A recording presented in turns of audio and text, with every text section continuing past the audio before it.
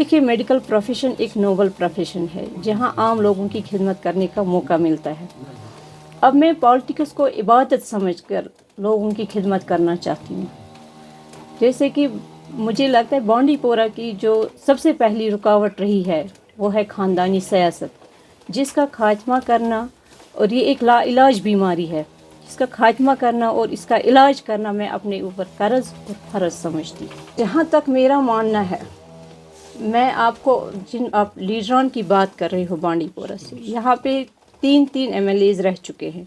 तो मैं इन लीडरान को ये एक बात बताना चाहती हूँ कि आप लोग क्या दावे करोगे बांडी पोरा के लोगों को, क्या बताना चाहते हो कि हमने अपने दौर में ये किया, जबकि आप फेल हो चुके हैं इस फील्ड में। आपने बांडी पोरा के लोगों के साथ इस्तेसाल किया है, जुल्म किया है, इनको आगे नहीं लिया है बल्कि पीछे लिया है। रोड की जो ज़रूरत है, सबसे पहले जो श्रीनगर को हमें राजधानी से कनेक्ट कर रहा है, आज तक उसने कभी बात की है? उसने रोड के लिए कुछ किया है? या 2 ब्रिज नहीं बना पाया। अब लॉ कॉलेज की बात करेगा, मुझे नहीं लगता ये एक ला हासिल कार्रवाई है। और एक बंदा जानता है कि उमर साहब ने जब हुकूमत बनी थी तो उमर साहब ने कहा था कि जो हमारी स्टेट है जम्मू कश्मीर ये करप्शन से भरी हुई है।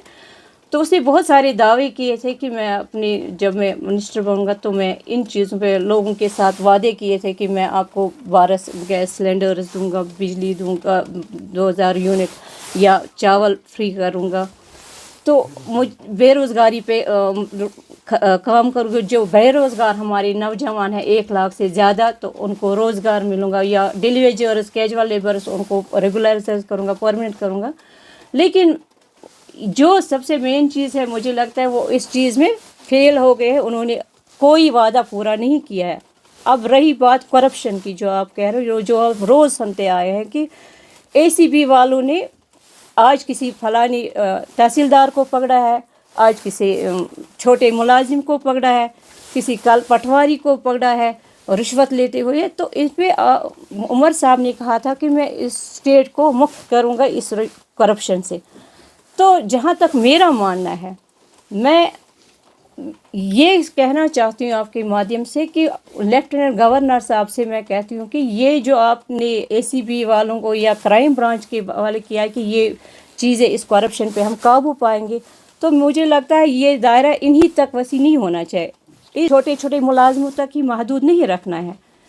इसमें चाहे साहिबका है, प्रेजेंट है, चाहे इवन कि चीफ मिनिस्टर ही क्यों ना हो, ये हमारे लेजिस्लेटिव तक भी होना चाहिए। इसका दायरा बड़ा वसी करना चाहिए, चाहे इसमें कोई भी लेजिस्लेटिव असेंबली।